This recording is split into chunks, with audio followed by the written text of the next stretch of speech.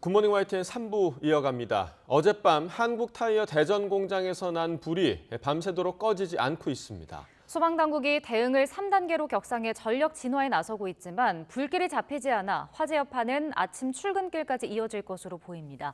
취재기자 연결해 보겠습니다. 황윤태 기자. 네, 사회일보입니다. 네, 대전 한국타이어 화재 현장 불길이 아직 잡히지 않은 겁니까? 그렇습니다. 어젯밤 10시 10분쯤부터 발생한 대전 대덕구 목상동 한국타이어 대전공장 화재는 8시간 넘게 여전히 불길이 잡히지 않고 있습니다. 조금 줄었다고는 하지만 여전히 시뻘건 불길이 수그러들지 않고 있습니다. 현장의 강풍은 조금 멎었다고는 하지만 화재 현장에 쌓여있던 고무나 기름 같은 원자재가 여전히 타고 있어 진화 작업에 어려움을 겪고 있습니다. 진화 작업에 투입된 현장 소방관 브리핑 들어보시겠습니다.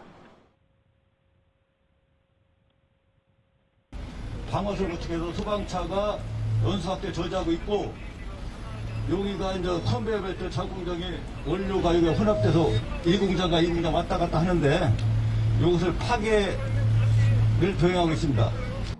불이 난 건물은 타이어를 만드는 과정 중 고무에 열을 가해 모양을 만드는 가류 작업을 하는 공장으로 파악됐습니다. 진화 작업의 속도가 나지 않자 소방당국은 4시간 반 전인 새벽 2시 10분쯤 총력 대응을 의미하는 대응 3단계를 발령했습니다. 소방당국은 공장 내부 기계에서 원인을 알 수 없는 화재가 발생했고 불길이 공장 전체로 번질 우려가 있어 대응 단계를 높였다고 설명했습니다. YTN 취재에 따르면 화재 초기 직원들이 자체 진화에 나섰다가 불길이 잡히지 않으면서 화재가 걷잡을 수 없이 커졌는데요. 공장 안에 있던 작업자 10명과 소방관 1명이 연기를 마셔 병원으로 이송됐는데 생명에 큰 지장이 없는 상황입니다. 불길이 크고 빠르게 번지면서 인근에 있는 2천여 세대 아파트에서도 비상이 걸렸습니다. 아파트 주민들은 YTN에 공장에서 폭발음이 계속 들리고 창문을 닫아도 매연이 새어 들어온다고 상황을 전했는데요. 들어보시겠습니다. 저희가 38층인데 거의 막 그 정도 높이까지 불길이 치솟았던 것 같아요. 막 쾅쾅 쏘면서 막 뭐가 터지듯이 하면서. 경찰은 화물차 등 공장 주변에 주차되어 있던 차량을 옮기고 유독가스 피해를 우려해 아파트 주민들에게 대피령을 내려 주민들이 밤새 불안에 떨었습니다. 한편 통제됐던 경부고속도로 신탄진 나들목부터 남청주 나들목 양방향 차량 통제는 1시간쯤 전인 새벽 5시 반쯤 통행이 재개됐습니다. 철도도 오전 6시부터 운행을 정상화했습니다. 코레일은 앞서 아침 첫 열차부터 운행 차질이 예상된다면서 아침 7시 반까지 경부고속선 하행 모두 서울부터 대전까지의 구간은 일반선으로 우회 운행하겠다는 대책을 내놨는데요. 철로 가까이 덮쳤던 불길이 잦아들면서 승객이 없는 임시 열차를 보내보고 운행을 재개했습니다. 그렇지만 아직 불길이 완전히 잡히지 않은 만큼 아침 출근길 일부 혼잡은 불가피해 보입니다. 지금까지 사회일보에서 전해드렸습니다. 네, 이번 화재로 인근 아파트 주민들은 밤새 불안에 떨었습니다. 인근 도로에는 불똥이 떨어졌고 KTX 선로는 완전히 불길에 휩싸였습니다. YTN으로 들어온 제보 영상 박석영 기자가 정리해봤습니다. 고층 아파트 주변은 붉은 화마로 뒤덮였고 새까만 연기는 하늘 끝까지 치솟습니다. 타이어 타는 냄새 매연이 심해요. 처음에는 하얀 연기가 많이 나왔거든요. 그랬는데 지금은 새카만 연기가 많이 나와요. 간간히 들려오는 폭발음은 주민 불안을 더욱 키웠습니다. 우리 대피해야 되는 거 아니야? 이거 빵 터지면 큰일 나. 강풍을 타고 아파트 정원까지 떨어진 불씨에 일부 주민은 대피에 나섰습니다.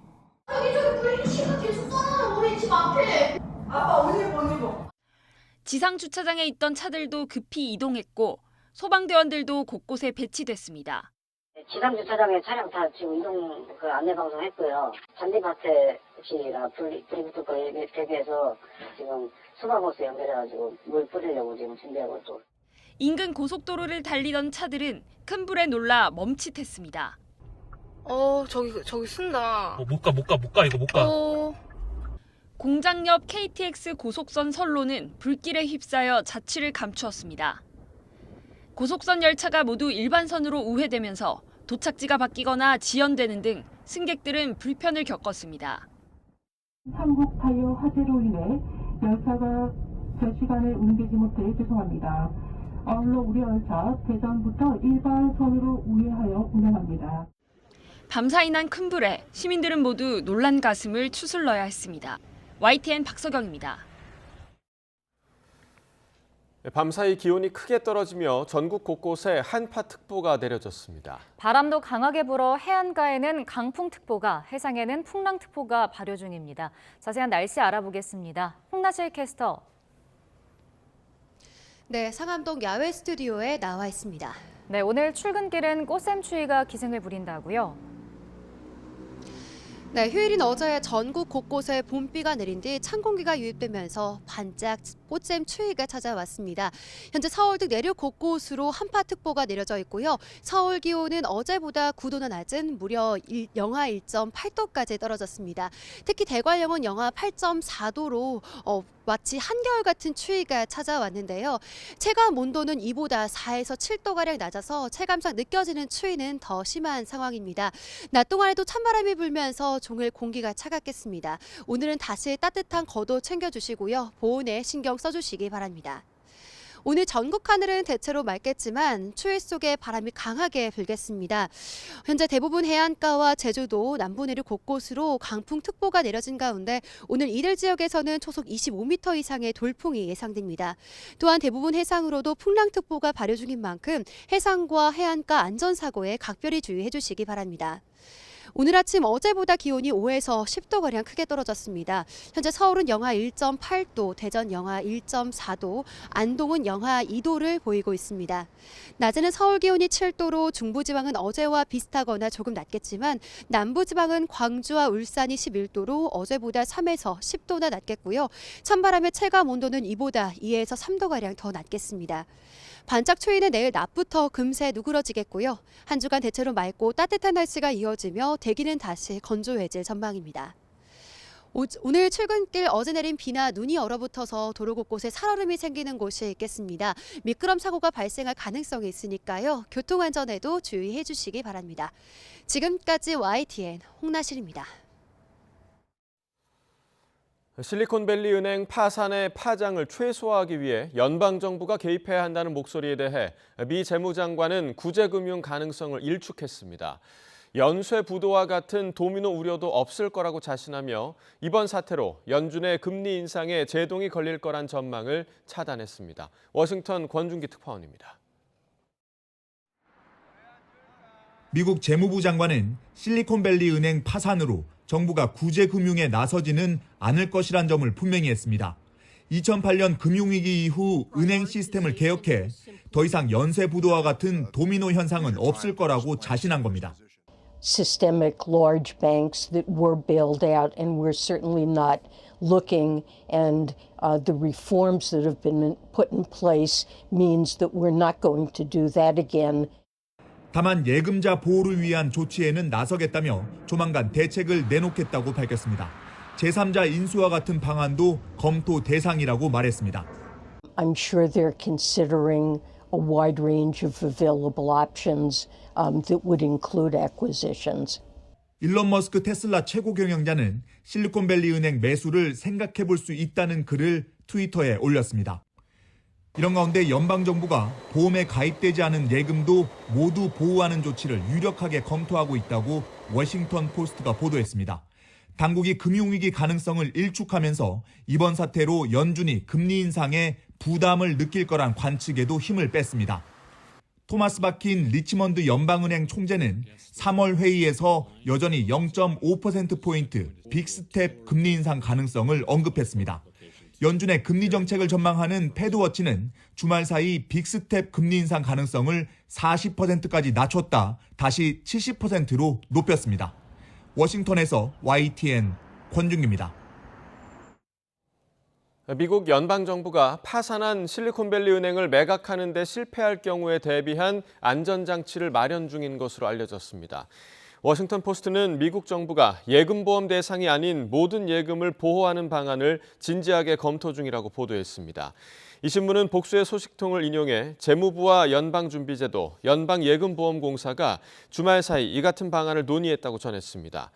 소식통은 이 같은 방안이 특정 은행의 파산이 광범위한 금융권 시스템 리스크를 초래할 수 있다고 판단될 경우 25만 달러 초과 예금도 보호할 수 있다는 연방예금보험법 조항을 근거로 한다고 설명했습니다. 국제통화기금 IMF는 실리콘밸리은행 몰락 사태가 국제금융 안정성에 미칠 영향을 주시하고 있다고 밝혔습니다. IMF 대변인은 성명에서 이번 사태 전개와 금융 안정에 미칠 수 있는 영향을 긴밀히 감시하고 있으며 미국의 정책 입안자들이 사태에 대응하기 위해 적절한 조치를 하고 있다는 완전한 신뢰를 갖고 있다고 말했습니다.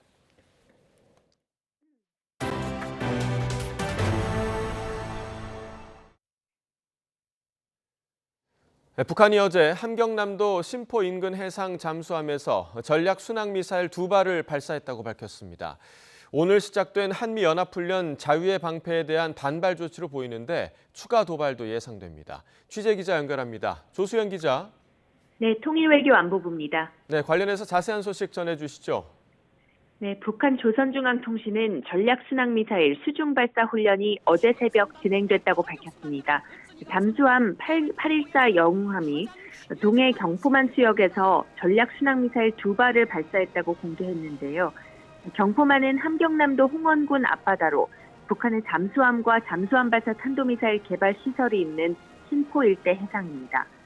통신은 발사된 전략순항미사일이 동해에 설정된 1,500km 계선의 거리를 모의한 8사형 비행궤도를 2시간 6분가량 비행해 표적을 명중 타격했다고 설명했습니다.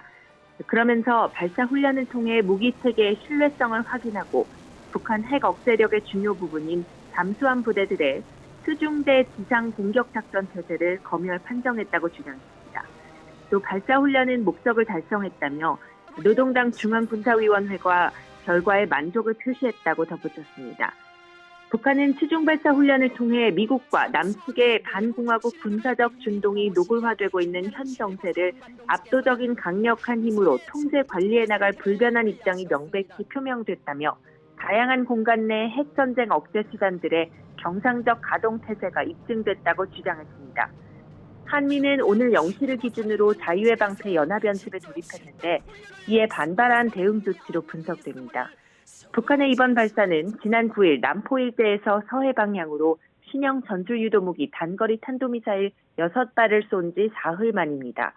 합동참모본부는 북한이 어제 아침 신포 인근 해상 잠수함에서 시험 발사한 미상 미사일을 포착했다며 한미 정보당국은 미사일의 비행거리와 고도, 속도 등 세부 재원을 정밀 분석하고 있다고 밝혔습니다.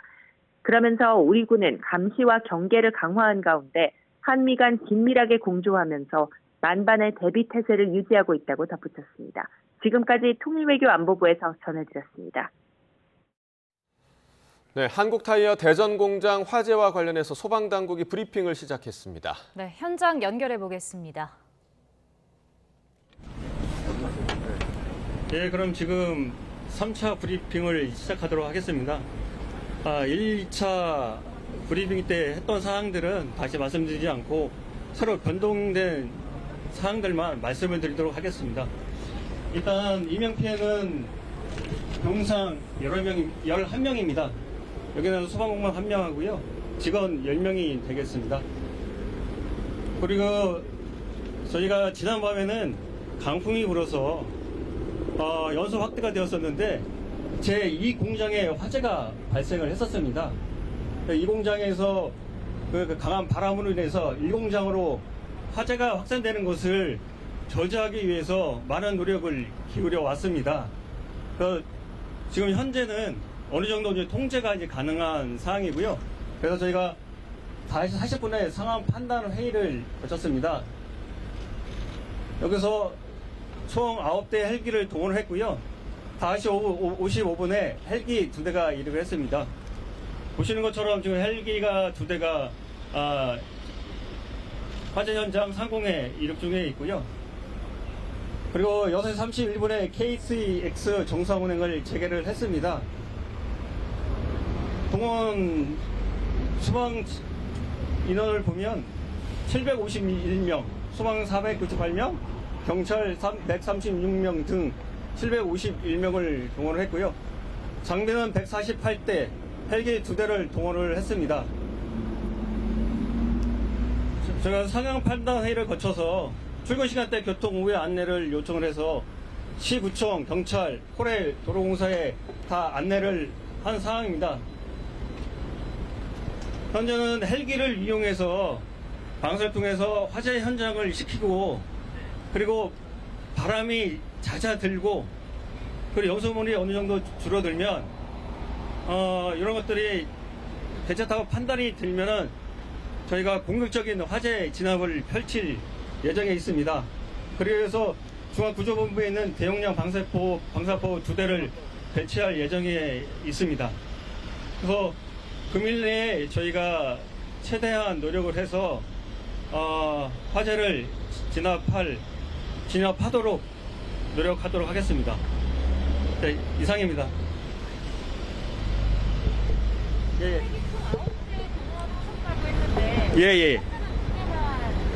예, 지금 나머지 7대는 이륙 준비 중에 있습니다. 네, 방금 들으신 소방당국의 3차 브리핑 내용을 좀 정리를 해드리겠습니다. 밤에는 강풍이 불어서 화재 진압에 좀 어려운 상황이었지만 현재는 화재가 통제 가능한 수준인 것으로 지금 전해지고 있습니다. 네. 소방 헬기가 9대가 동원이 돼서 화재 진압에 나섰고요. 또 피해 규모, 인명 피해는 경상 11명입니다. 소방 공무원이 1명, 그리고 소방 공무원 직원이 또 10명인 것으로 전해지고 있습니다. 네. 그리고 오늘 이제 바람이 잦아들면 본격적으로 화재 진압이 이루어질 것이라고 밝혔는데요. 최대한 오늘 안에 화재가 진압될 수 있도록 노력하겠다 이렇게 덧붙였습니다. 대전 공장 화재 관련한 추가 소식은 들어오는 대로 다시 한번 전해드리겠습니다. 네, 다음 소식입니다. 국민의힘 김기현 신임 대표가 오늘 사무총장을 포함한 핵심 당직 인선을 발표합니다. 친윤 의원들이 주로 이름을 올릴 것으로 보이는데 진용을 갖춘 여당 새 지도부는 저녁엔 윤석열 대통령과 만찬 회동을 갖습니다. 보도에 권남기 기자입니다. 내년 국민의힘 총선 실무를 맡을 핵심 보직인 사무총장인 친윤 재선의 이철규 의원이 유력합니다. 선거 과정에선 사무총장직에 친윤 핵심 장제연 의원이 거론되기도 했지만 장 의원은 당직을 맡지 않겠다는 선언에 이어 최근에 원내대표 출마설 역시 일축했습니다. 당정이 분리돼가지고 하나가 안 되고 막 분리돼가지고 충돌하고 이런 과정에서 집권 세력 자체가 얼마나 힘들어왔느냐. 사무총장을 보좌하며 총선 실무를 함께할 수 있는 전략기획과 조직부총장인 친윤 박성민, 배현진 의원이 확정적입니다. 내년 총선 준비와 직결되는 핵심 당직을 모두 친윤 그룹에서 차지할 가능성이 커진 겁니다. 지도부의 몫이기 때문에 제가 지금 드릴 말씀은 아닌 것 같습니다. 당에서의 역할은 할 겁니다. 이렇게 친윤 의원들로만 당직 인선이 채워질 수 있다는 우려가 나오면서 지명직 최고위원 등의 김 대표가 선거 과정에서 강조한 탕평을 뒷받침할 만한 인사가 중용될 수 있다는 관측이 나옵니다. 당의 인 역할을 하는 대변인단은 5명 규모로 꾸린 거로 알려졌는데 원의 몫으론 선거 당시 캠프에서 역할을 했던 윤희석, 김혜령 대변인 등이 낙점됐습니다. 당을 대통합 형태로 함께 원팀으로 만들어가는 것을 함께 고려해서 최종적인 인사안을 짜려고 하고 있습니다. 김 대표는 오늘 오전 핵심 당직 인선을 발표하고 저녁엔 이들을 포함한 새 지도부와 윤석열 대통령을 만나 만찬 회동을 이어갈 예정입니다.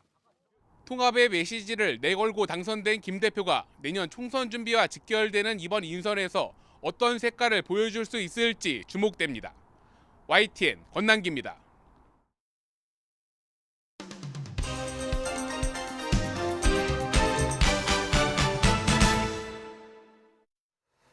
네, 3월 13일 월요일입니다. 오늘 아침 신문은 어떤 소식 다뤘는지 짚어보겠습니다.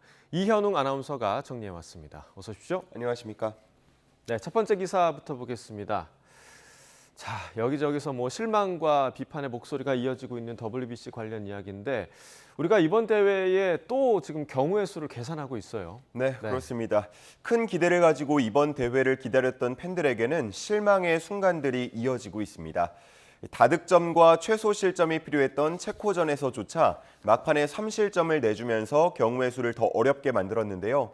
실수가 이어지면서 주지 않아도 되는 점수를 내주게 됐습니다. 반복되는 실망스러운 경기력에 국내 한 포털 사이트에는 한국 팀보다 체코 팀을 응원하는 클릭 수가 2배 더 많았다고 합니다. 특히나 기본기 또 투지를 잊은 듯한 모습에 야구계 내에서도 비판의 목소리가 이어지고 있는 상황입니다. 네, 체코팀을 응원하는 목소리가 더 많았다는 게 참 마음이 아픈데 지난 일본전을 생각을 해보면 정말 처참했습니다. 예. 특히 투수들이 제구가 안 되는 모습이 많았어요. 네, 그렇습니다. 한겨레 신문도 마운드 붕괴가 부진의 가장 큰 원인이라고 보고 있었습니다. 투수 15명 중 7명이 처음 태극마크를 다는 등 세대 교체의 영향도 있다고 봤고요. 또 대회 규정 탓에 이강철 감독의 투수 용병술이 제대로 먹히지 못했다고도 분석했습니다. 그리고 야수 측면에서는 기대했던 메이저리그 테이블 세터 에드먼과 김하성의 활약이 미약하다는 점을 지적하기도 했습니다. 8강 진출 여부도 물론 중요하겠지만 그보다는 이번 대회에서 드러난 우리 야구의 문제점을 잘 짚고 고치는 것이 더 중요하다는 이야기들 나오고 있습니다. 네, 선수들 물론 뭐 지금도 최선을 다해주고 있긴 하겠지만 팬들의 비판이 좀 이어지고 있는 만큼 끝까지 최선을 다해줬으면 좋겠습니다. 자, 다음 기사 보겠습니다. 자, 얼마 전에 우리가 합계 출산율 얘기를 했었습니다. 0.78명이었다라고 좀 나오면서 큰 충격을 줬는데 중앙일보에서 산후조리원 문제를 좀 지적했나 봐요. 네, 그렇습니다. 중앙일보에 따르면 출산율이 떨어지면서 민간 산후조리원 수는 점차 줄고 남아있는 조리원의 이용료는 크게 올랐다고 했습니다. 그러다 보니까 민간보다 저렴한 가격으로 이용할 수 있는 공공 산후조리원이 인기라고 하는데요. 하지만 들어가기가 상당히 어렵다고 합니다. 지자체마다 운영 방식은 조금씩 다른데요. 서울에 하나뿐인 공공조리원의 경우는 매달 한 차례 인터넷을 통해서 선착순 예약을 받는데 30초 안에 보통 마감이 된다고 하고요. 인터넷이 아닌 현장 선착순 접수를 받는 충남 홍성군의 경우는 이른바 오픈런 현상이 펼쳐진다고 합니다. 또 이러한 과한 경쟁을 막기 위해서 경기도 여주시에서는 추첨제를 도입하기도 했습니다. 네, 저희도 뭐 아이를 낳을 때 이제 산후조리원을 이용했습니다만 비용이 정말 만만치 않더라고요. 네, 그 나온 통계를 보니까 한 2주 일반실 경우에 300만 원 이상 된다라는 맞습니다. 집계도 있는데 네. 그렇다면 산후조리원을 꼭 이용해야 하는가? 그 필요성에 대해서는 전문가들도 의견이 엇갈리고 있는 상황입니다.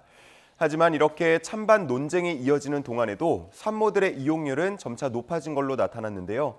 2020년 기준 산모 중 81.2%가 산후조리원을 이용한 것으로 나타났습니다. 한 전문가는 경제적 이유 등으로 산후조리원에 갈 수 없다는 건 한국이 걱정 없이 애를 낳을 수 없는 환경이란 걸 잘 보여준다면서 출산과 함께 산후조리 인프라에 대한 고민도 필요하다고 지적했습니다. 네, 산모들의 건강을 위해서 산후조리는 꼭 필요한 시간이긴 한데 그래도 우리나라에서는 유독 선택지가 산후조리원밖에 없다는 게 가장 큰 문제가 아닐까 생각이 듭니다. 자, 다음 기사 보겠습니다. 자, 아마 그 드라마 학교폭력 관련 드라마 주말 동안에 시청하신 분들 많을 텐데 지금 학폭 시달려서 세상 뜬 딸이라는 제목입니다. 굉장히 좀 안타까운 사연인 것 같아요. 네, 한겨레 신문은 학폭에 시달려서 끝내 세상을 떠난 한 고등학생과 또 그 유족의 이야기가 담겨 있습니다. 이 학생은 중학교 1학년 때부터 따돌림과 또 학교 폭력에 시달렸다고 하는데요. 부모가 요청을 하더라도 소극적이었던 경찰과 학교, 피해 학생이 세상을 떠난 뒤에야 조사에 착수했다고 합니다.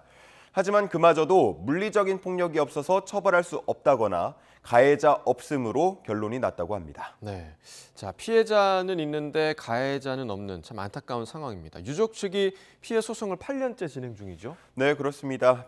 가해자와 학교 법인 또 서울시 등의 손해배상 청구 소송을 진행하고 있는데요. 2016년부터 시작된 소송의 1심 선고가 작년에야 나왔고요. 대부분 피고들에 대해서 책임이 없다는 판단이 나와서 항소한 상태입니다. 한편 조선일보는 피해자 지원 문제에 대한 기사를 실었는데요. 현재 제도가 잘잘못을 가리는 데에만 초점이 맞춰져서 피해 학생의 회복은 온전히 가정의 몫으로 넘겨지고 있다고 지적했습니다. 특히 학폭 가해자의 경우는 특별교육과 심리치료가 의무이기 때문에 가만히 있어도 자동으로 상담 일정이 잡힌다고 하는데요. 피해자의 경우는 지원기관을 직접 알아보고 갖가지 서류를 직접 준비해서 제출하는 등 절차가 복잡해서 절반가량은 치료를 포기하는 것으로 나타났습니다. 네, 늘 하는 이야기지만 가해자에 대한 처벌, 또 피해자에 대한 보호 조치가 동시에 더 강화돼야 할 것 같습니다. 자, 다음 기사 보겠습니다. 자, 군 관련 소식인데요. 병사들 월급이 지금 오르고 있잖아요. 근데 장교 경쟁률은 또 반토막이 됐나 봐요. 그렇습니다. 네. 군을 떠나겠다는 사람은 늘고 지원자는 줄고 있는 것으로 나타난 건데요. 군은 전역 계획 중인 간부에게 사전 교육을 받을 수 있는 전직 지원 제도를 운영하고 있는데 최근에 신청자가 대폭 늘었다고 합니다. 또 3, 4관 학교, 학사 장교, ROTC 경쟁률은 10년 안에 절반 이하로 뚝 떨어진 모습이었습니다. 군 안팎에서는 이런 현상이 열악한 처우 때문이라고 지적하고 있습니다. 네, 자, 이런 상황이 계속되다 보면 국방력을 지금 걱정할 수밖에 없는 상황인 것 같아요. 네, 그렇습니다. 네. 그렇지 않아도 인구가 줄면서 병력 확보가 충분치 않다는 얘기, 우려가 나오고 있었는데 여기에 간부 기피 현상까지 더해지면서 국방 정책에는 악재일 수밖에 없습니다.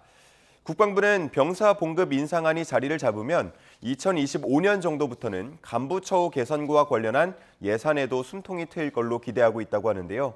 그 전까지는 수당과 장려금을 늘리는 방식을 계획 중인 것으로 전해지고 있습니다. 네, 병사 처우뿐만 아니라 간부들에 대한 처우도 동시에 좀 개선이 돼야겠습니다. 자, 마지막 기사 보겠습니다. 자, 전기차 화재에 대한 우려에 관한 기사인가 봐요. 근데 충전기를 지하에 설치하는 게 또 문제가 되고 있나 봐요. 네, 맞습니다. 이제는 아파트 단지나 마트 등 지하 주차장에 가면 전기차 충전기 자리가 마련된 걸 어렵지 않게 볼 수 있습니다. 서울의 경우는 작년 말까지 설치된 3만 3천여 개 충전시설 중에서 90% 정도가 지하에 설치가 됐다고 하는데요. 그런데 여기서 만약 화재가 발생한다면 자칫 대형 화재로 번질 수 있다는 우려가 계속 나오고 있습니다. 그러다 보니까 일부 지자체와 소방청 등이 충전기를 지상에 설치하도록 하자면서 법 개정을 요구하고 있는 상황입니다. 네, 전기차 화재에 대한 문제 제기는 계속 있어 왔는데 이 충전기를 모두 지상에 설치하는 것도 참 어려운 일이잖아요. 네, 그렇습니다. 그래서 산업부는 이런 문제와 관련해서 신중하게 판단할 문제다라는 입장을 밝혔습니다. 전기차 화재를 문제 삼자면 전기차는 지하 주차장에 아예 진입하지 못한다라는 확대 해석까지 나올 수 있고 자칫 법 개정이 산업 발전을 가로막을 수 있다고 우려하기 때문이라고 기사에서는 전하고 있었습니다. 그래서 우선은 전기차 충전 시설에 침수 대비 안전장치를 부착하고 또 방진이나 방수 성능을 보완하는 등 제도 개선부터 추진한다고 밝힌 상태입니다. 한 전문가는 부득이 지하에 설치할 경우 수조식 진화가 가능하도록 만들어야 한다거나 차체에서 배터리만 분리해서 충전할 수 있는 방안 등을 개발해야 한다는 의견을 내기도 했습니다. 네, 굿모닝 브리핑 여기까지 듣겠습니다. 이현웅 아나운서와 함께했습니다. 고맙습니다. 감사합니다.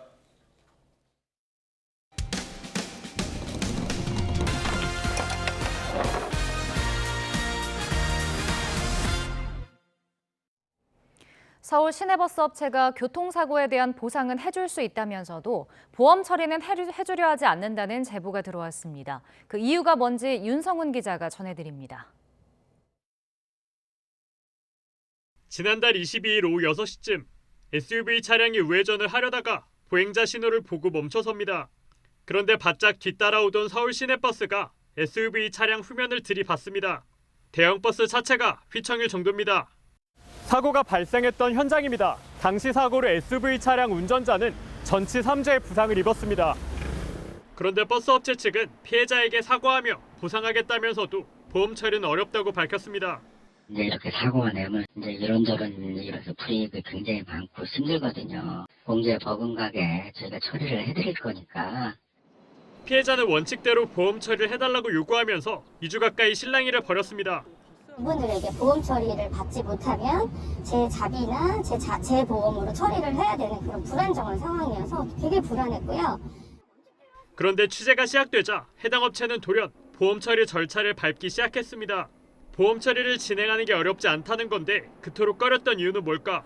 서울시가 버스 업체를 상대로 해마다 진행하는 성과 평가 때문입니다. 서울시의 시내버스 업체 평가 항목을 보면 천정 가운데 차량 사고와 차량 피해 보상액 지수 배점이 180점으로 높은 비중을 차지합니다. 보험 처리를 하면 사고로 집계되고 그만큼 평가 점수가 낮아집니다. 이는 서울시로부터 받는 보조금 규모, 즉 성과 이윤과 직결됩니다. 서울시는 성과 평가를 통해 상위 40개 업체까지는 기본 이윤에 더해 성과 이윤을 지급하지만 40위권 밖에 있는 업체에는 기본 이윤만 지급하고 있습니다.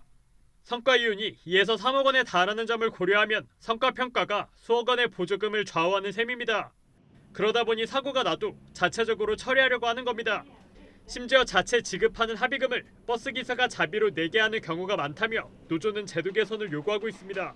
버스가 20분 이상 정차했을 때 그 사유를 바로 지자체에 보고하게끔 제도 개선이 필요하고요. 자부담이 적발됐을 때 평가 점수를 대폭 삭감하고 감점시키는. 서울시는 해당 내용을 확인해 필요한 조치를 검토하겠다고 밝혔습니다. YTN 윤성훈입니다.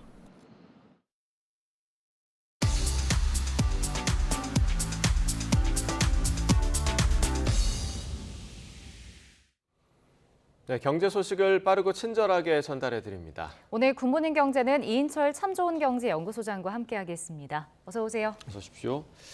자, 지난주에 소장님이 실리콘밸리 은행이 변수가 될 수 있다 이런 얘기를 해주셨는데 결국엔 파산을 했습니다. 충격을 주고 있는데요. 이 제니 옐런 재무장관이 구제금융 고려하지 않고 있다 이런 좀 자신감을 좀 내비쳤습니다. 그렇습니다. 네. 이게 실리콘밸리 은행이 전 세계 금융시장의 블랙 먼데이를 제안하는 게 아니냐. 지난 주말 전 세계가 굉장히 긴박하게 움직였습니다. 실리콘밸리 은행에서 나온 것처럼 이게 1983년에 미국 캘리포니아주 이 산타바바라에서 설립된 그 IT 기업들, 플랫폼 기업들의 돈줄 역할을 해왔습니다. 40년 넘게 이 은행이 이제 대중 스타트업 기업만 해도 3만여 개, 전체 IT 기업 그리고 바이오 헬스 기업들의 한 44%가량이 고객입니다. 자, 이렇게 급성장을 해와서 지난해 말 기준 이 보유 자산만 2천억 달러, 우리 돈으로 약 277조 원이 넘는 미국 내 16번째로 큰 은행이에요. 근데 미국의 연준이 뭐 가파르게 금리를 올리니까 보유했던 채권의 가격이 급락합니다.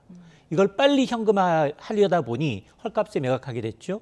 그러다 보니 소리 소문 없이 혹시나 이제 예금주가 대부분 이제 벤처기업이기 때문에 야 우리가 맡겼던 돈 위험한 거 아니야?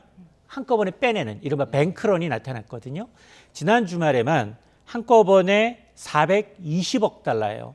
55조 원. 전체 자산의 5분의 1이 하루 만에 빠졌어요. 그러자 미 금융당국이 나섰습니다. 일단 영업 중단해라. 그리고 이 제3의 다목적 회사를 세워서 이 자산을 그쪽으로 옮기고 빚잔치에 들어가는 겁니다. 자, 그러다 보니까 하루 만에 이 회사의 주가는 60%가 빠졌습니다. 문제는 지난 이제 2008년 글로벌 금융위기 당시에 미국에 이제 워싱턴 뮤추얼이라는 은행이 있었거든요. 이때 이거보다는 몸집이 2배 정도 컸지만 제2의 리먼 사태가 재현되는 게 아니냐라는 우려가 커지니까 이 회사가 지금 영업하고 있는 것을 봤더니 중국, 덴마크, 독일, 인도, 이스라엘 전 세계 11개 지역에서 은행업을 하고 있거든요. 네. 그러다 보니까 지금 미국 캘리포니아 주에서는 비상사태가 선포되어 있는 상황이고요. 바이든 대통령마저도 지금 이 주지사를 만나서 지금 대책 회의를 논의했는데 그러나 이제 재무부는 완강합니다. 대마불산 없다. 연방정부의 구제금융 고려하지 않고 있다라는 거예요. 미국도 지금 연방은행 차원에서 예금자 보호를 해줍니다. 근데 보호 한도가 지금 25만 달러. 우리 돈으로 하면 3억 3천만 원 정도를 보호해 주는데 문제는 여기에 이제 목돈을 예치한 이 은행들, 스타트업이 너무 많아서 90% 정도가 예금자 보호 한도 밖에 이 초과 예금인 것으로 파악이 되고 있어서 아마 이번 주 내내 아마 큰 이슈가 될 것으로 보입니다. 네, 전 세계적인 후폭풍이 좀 거셀 것 같은데 추경호 경제부총리도 이제 금융시장 변동성과 불확실성이 커질 수 있어서 예의주시하겠다라고 밝혔거든요. 우리나라에 미칠 영향은 어느 정도인 건가요? 당장 국민연금이 지금 여기 걸려 있습니다. 국민연금이 지분이 여기 약 10만 주 정도의 주식을 갖고 있어요. 그러다 보니까 이게 한 300억 원 넘게 걸쳐 있고요. 여기에다가 이제 한국투자공사가 위탁 투자를 했는데 여기도 한 60억 원 물려 있고 특히나 서학개미들도 대량을 투자한 회사가 이 회사와 거래하는 회사들이기 때문에 직간접적인 피해가 만만치 않아 보입니다. 그래서 어제 주말임에도 불구하고 추경호 부총리 겸 기획재정부 장관이 지금 금융당국 수장들을 모아서 긴급 대책회의를 했는데요. 이번 사태가 과연 국내외 금융시장에 어떤 파장을 미칠지에 대해서 긴급 점검했는데 일단 이 추경호 경제부총리는 일단 이번 유동성 위기가 은행 폐쇄로 확산되면서 금융시장 이 불확실성이 확대될 가능성을 배제할 수 없다라고 이제 전제를 하면서도 아직은 이제 미국 은행 전반적인 시스템 리스크로 전이되지는 않았다. 그래서 과거처럼 글로벌 금융위기와 같은 이제 사태는 재현되지 않을 것이다라고 하면서도 그럼에도 불구하고 이제 변동성이 굉장히 높아지고 있고요. 오늘 아마 호주를 시작으로 해서 아시아 시장이 먼저 개장을 하거든요. 이걸 충격을 어떻게 감내해야 되는지를 좀 봐야 되는데 우리가 지금 불안한 게 환율이에요. 네. 외국인 투자자가 이를 이유로 좀 빠지게 되면 위안 시장이 갑자기 또 변동성이 커질 수 있거든요. 그래서 24시간 면밀히 모니터링하겠다라고 밝히고 있습니다. 네, 말씀해 주신 것처럼 이번 주 내내 또 어떤 조치가 취해질지 또 어떤 영향을 미칠지 좀 지켜봐야겠고요. 자, 국내 소식도 보겠습니다. SM엔터테인먼트 경영권 관련 소식인데요. 일단락이 됐습니다. 지금 카카오와 하이브가 전격 합의를 좀 발표했죠. 그렇습니다. 네. 어제 주말임에도 불구하고 이제 양측이 이제 카카오의 이제 하이브의 SM의 경영권을 갖고 그리고 이제 하이브는 플랫폼을 협력하는 방법으로 합의를 했는데 사실 겉으로 보면 이제 그렇지만 속으로 보면 카카오의 승 그리고 하이브의 이제 백기 아니냐라는 평가가 나올 수밖에 없는데 왜 그러냐?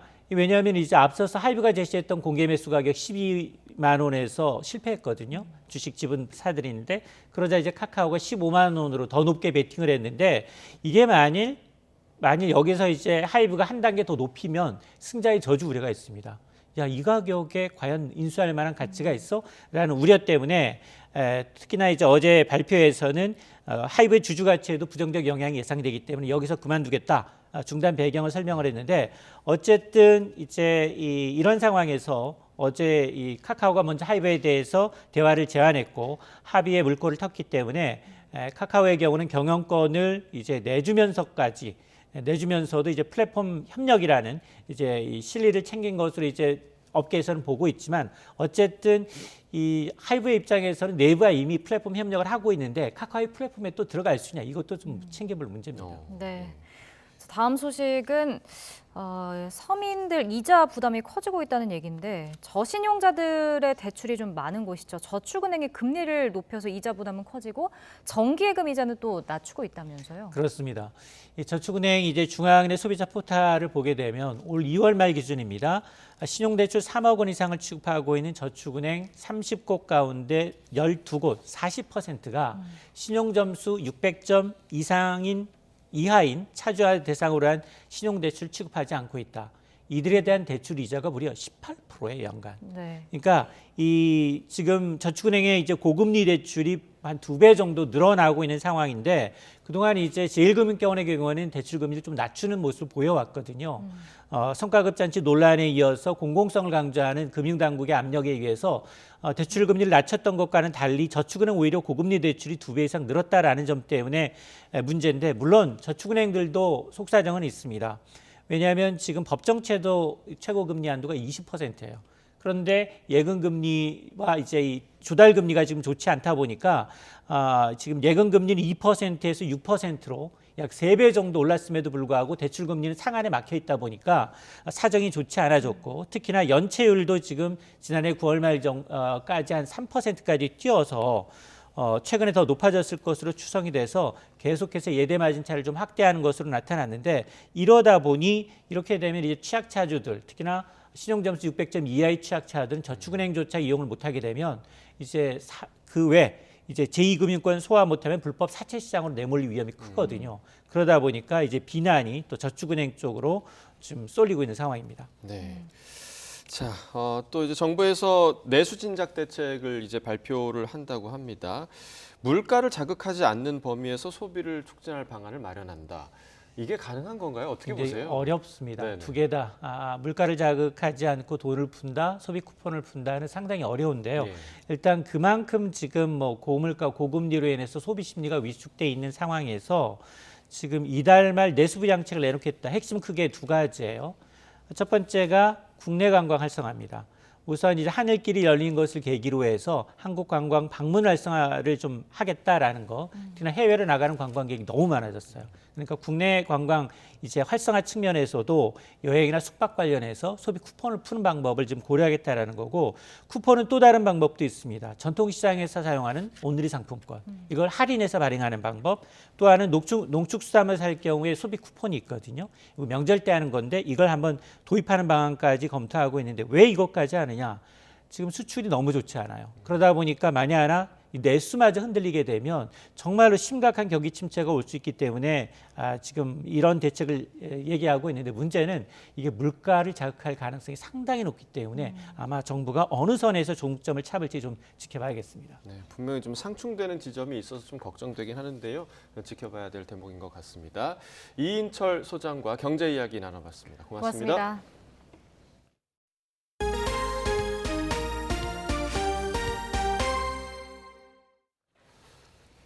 학교폭력으로 강제 전학 처분을 받은 정순신 변호사의 아들 살해는 시간 끌기 논란으로 국민적 공분을 일으켰습니다. 강제 전학 간 줄 알았던 가해자를 새 학기에 다시 학교에서 마주치게 된 한 학생의 사연도 안타까웠습니다. 제보는 와이 김민성 기자입니다. 모자를 씌워 숨을 못 쉬게 하고 주먹으로 정수를 찍었어요. 먹던 음식을 얼굴에 뱉고 매일 아침 내 책상을 뒤집어 엎어요. 한 중학생이 같은 반 학생들에게 당한 학교폭력 피해 내용입니다. 볼펜 잉크를 터뜨려 사물함을 어지럽히고 다 마신 우유팩을 가방 안에 넣어두기도 했습니다. 부모님 실명까지 거론하며 욕하거나 부모님 사업장을 터뜨려버리겠다는 협박도 받았다고 합니다. 그러던 끝에 수업 시간, 그것도 교사가 있는 교실에서 4명에게 집단 폭행을 당했다는 게 피해 학생 측 주장입니다. 화장실을 이제 가려고 하면 못 가게 하거나, 화장실에서 볼일을 본다고 이제 알게 되면 이제 화장실 위에 와서 쳐다보거나.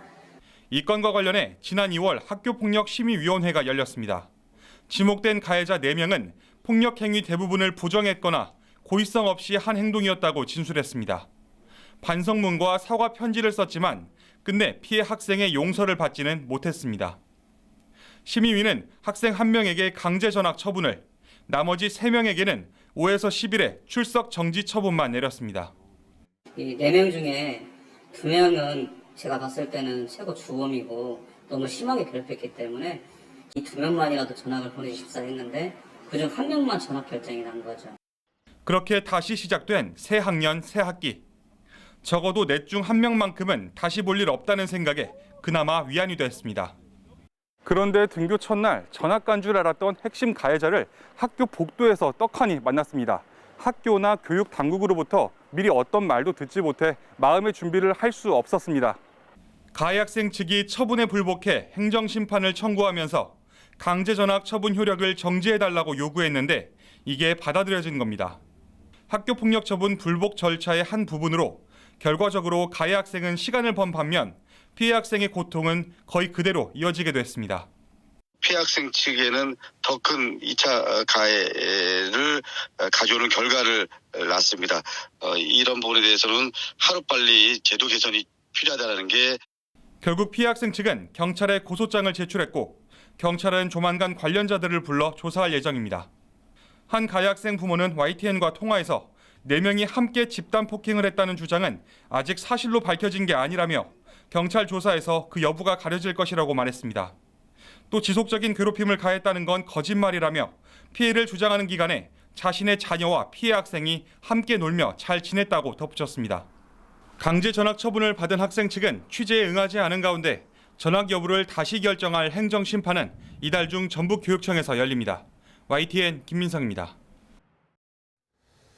학교폭력 피해자의 복수를 다룬 넷플릭스 시리즈 더 글로리의 연출을 맡은 안기로 PD가 과거 학교폭력 가해 사실을 인정하고 사과했습니다.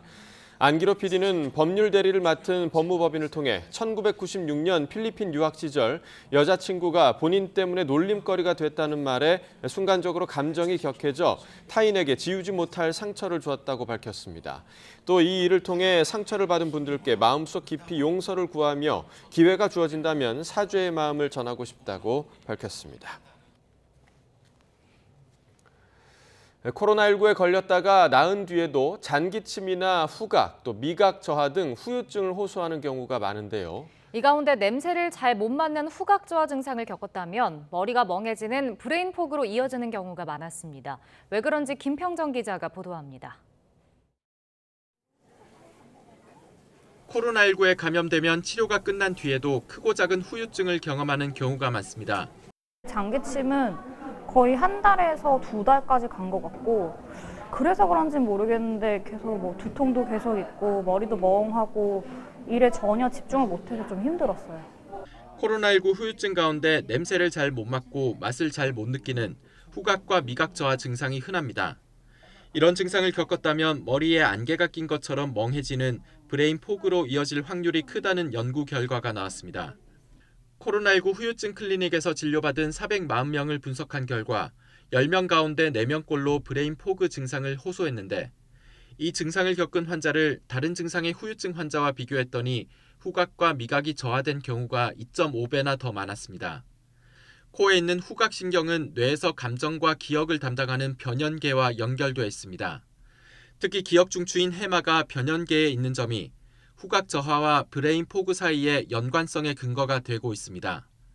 그 후각이 후각 상피 세포에서 후각 신경을 지나서 뇌의 변연계, 해마가 기억의 센터이거든요. 그런 쪽으로 이제 해부학적으로 기능적으로 연결되어 있기 때문에 연관이 있을 수 있지 않나 생각하고 있습니다. 브레인 포그 외에 신경학적 후유증에는 두통과 어지럼증, 기억장애가 있었는데 이들 증상은 피로와 수면장애 증상도 동반되는 경우가 많았습니다. 코로나19에 감염된 뒤 면역 반응이 활성화되면 신경염증이 유발돼 후유증이 생길 수 있다는 분석도 있습니다. 후유증은 개인은 물론 사회적 부담이 될 수 있는 만큼 앞으로도 연구와 대책 마련이 이어져야 할 것으로 보입니다. YTN 김평정입니다. 코로나19가 유행한 지 3년이 훌쩍 넘은 가운데 일회용 마스크와 식당 등의 투명 칸막이는 우리의 삶에 깊숙이 들어왔습니다. 하지만 쓰고 난 방역용품에 대해선 그저 버리는 것 말고는 뚜렷한 방침을 세워둔 게 없어서 자칫 심각한 환경오염의 원인이 될 거란 우려가 큽니다. 보도에 김태원 기자입니다. 침방울이 퍼지는 걸 막기 위해 식탁마다 세워둔 플라스틱 칸막이. 이 학교 급식실에만 300개 넘게 설치돼 있습니다. 최근 코로나19 유행이 누그러지면서 교육부는 새학기부터는 식탁에서 칸막이를 떼어내도 된다고 발표했습니다. 곧 전국에 있는 학교에서 쓸모를 잃은 플라스틱 칸막이 수백만 개가 쏟아져 나올 수 있는 상황. 그러나 어떻게 처리해야 할지는 아무도 모릅니다. 또 폐기물도 처리에 따른 어떤 비용 문제도 있고 환경적인 문제도 있어서 어떤 방식으로 이걸 폐기를 해야 될지에 대해서는 특별한 안내가 없습니다. 아직은. 문제가 불거지자 교육부는 뒤늦게 환경부와 재활용 방안을 논의하고 있다고 설명했는데, 이른바 코로나19 쓰레기는 칸막이 말고도 또 있습니다. 쓰고 난 마스크가 대표적으로 재작년 한 해 사용된 마스크가 73억 개에 달한다는 조사 결과도 있습니다.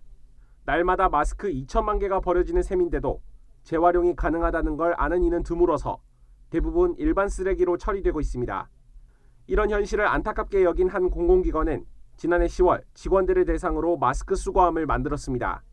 또 가정에서 가족들이 다 쓰고 버린 마스크를 수거해 와서 여기서 한꺼번에 버리기도 합니다. 저 직원 전체적으로 많이 지금 수거에 참여하고 있습니다.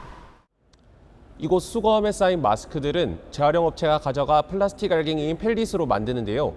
장난감과 병뚜껑, 화분과 의자 등 각종 생활용품으로 다시 태어나게 됩니다. 다만 전국에 있는 폐마스크 수거함은 일부 지자체와 공공기관 등이 자체 비용을 들여 설치한 수십 개에 불과합니다. 이에 대해 환경부는 마스크 세척과 철심 분리 등 전처리 비용이 많이 드는 탓에 수익성이 떨어진다며 전국 단위로 폐마스크 재활용 지원이나 홍보 정책을 펴기엔 한계가 있다고 설명합니다. 결국 눈앞의 이해타산을 따지기보다 코로나 쓰레기가 일으킬 환경오염을 먼저 걱정해야 하는 것 아니냐는 지적이 나옵니다. 모든 국민들이 지침에 따라서 마스크를 의무 착용을 했는데 단순히 수익이 나지 않는다고 해결할 의지가 없다라고 밝히는 건 좀 무책임한 태도로 생각해요. 지난 3년 동안 우리의 건강을 지켜온 방역용품들을 그저 쓰레기로 불태우거나 땅에 묻는 대신 다시 쓸 방법은 없을지 고민해볼 때입니다. YTN 김태원입니다. 스페인은 해변에 인파가 몰릴 정도로 역대 가장 더운 3월을 맞았고 아르헨티나는 40도에 육박하는 폭염을 겪고 있습니다. 페루와 호주에선 기록적인 폭우가 쏟아져 인명피해가 속출하고 있습니다. 이상순 기자가 보도합니다. 아직 3월인데 벌써 여름 분위기입니다. 해변에도 사람이 몰리고 있습니다. Hace mucho calor, no agradezco esta primavera y no es necesario, es horrible para el planeta. 일요일 스페인 팔마데오르카의 기온은 27.3도, 지중해 일부 지역은 30도를 넘었습니다. 3월 기온으로는 1981년 이래 최고입니다. 아르헨티나 부에노스아이레스도 1952년 이래 가장 더운 3월을 보내고 있습니다. 낮 기온이 38.8도까지 올랐습니다. He llegado aquí a Buenos Aires hace 3 días y la calor está insoportable, sofocosa, agobiante, te desgasta las energías. 아르헨티나는 지난해부터 이어진 가뭄으로 콩과 옥수수, 밀농사가 타격을 받고 있습니다. 페루 북부 람바에케 지역의 한 마을과 농지가 황토호수로 변했습니다. 초강력 사이클론 야쿠가 최근 며칠간 라틴 아메리카 북쪽에 폭우를 퍼부었습니다. 6명이 숨지고 주택 수백 채가 물에 잠겼습니다. Es una tristeza y es un dolor. Familias allí en mitad de lodo. Cosechas de arroz inundadas.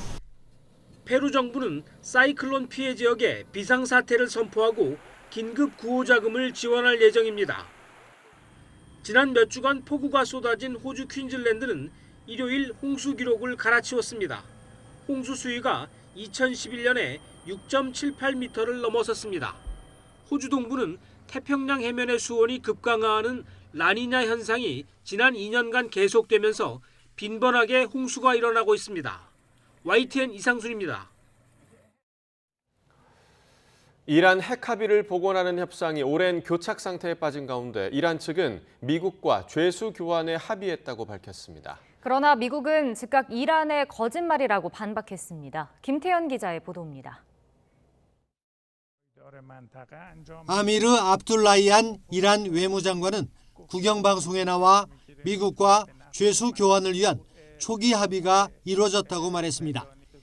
이란은 모든 준비를 마쳤고 미국 측이 마지막 기술적 준비로 바쁘다며 조만간 죄수들이 교환되기를 희망했습니다. موضوع تبادل زندانیان موجود بین ایران و آمریکا به یک توافقی در روزهای اخیر دست پیدا کردیم. 인도주의적 차원에서 양측이 지난해 3월 죄수 교환 문서에 간접 서명하고 승인했다고도 덧붙였습니다. 이란은 앞서 핵 합의 복원 회담이 진행되는 동안 몇 차례 죄수 맞교환을 제안했습니다. 외신들은 유엔과 카타르, 스위스가 죄수 교환 협상을 중재했다고 전하기도 했습니다. 그러나 미국은 이란 측의 주장을 전면 부인했습니다. 미 국무부 대변인은 가족의 고통을 가중시키는 또 다른 거짓말이라며 이란에 부당하게 억류된 3명의 미국인 석방을 위해 계속 노력하고 있다고 말했습니다. 백악관 국가안보회의 대변인도 이란이 부당하게 구금한 미국 시민의 석방에 합의했다는 주장은 거짓이라며 이란을 비판했습니다. 양측의 협상은 70억 달러의 한국 내 이란 동결자금 문제와 맞물려 주목받았습니다. 일부 이란 언론은 지난주 죄수 교환 문제와 함께 이 동결 자금도 풀릴 것이라고 보도했습니다. YTN 김태현입니다.